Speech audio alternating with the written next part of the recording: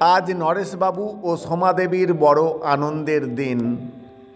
ছেলের IAS officer পদে নিযুক্ত হওয়ার প্রথম দিন।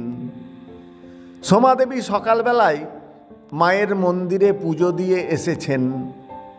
নরেশবাবুও ঠিক করেছেন ছেলের কথায় আজ আর অফিসে যাবেন না। রূপু, আজ আর আমাদের চাওয়ার কিছু নেই। তোর এই প্রতিষ্ঠাতেই সব পাওয়া হয়ে গেছে রে। তোর শিক্ষাই তোকে আলোর পথ দেখিয়েছে। মা, আমাকে সত্যিকারের শিক্ষিত তো তুমি আর বাবাই করেছ। একাডেমিক কোয়ালিফিকেশন অবশ্যই জীবনে প্রতিষ্ঠা দেয়, কিন্তু সততা, মানবিক বোধ আর ন্যায়পরায়ণতার শিক্ষা তো আমি তোমাদের কাছেই পেয়েছি।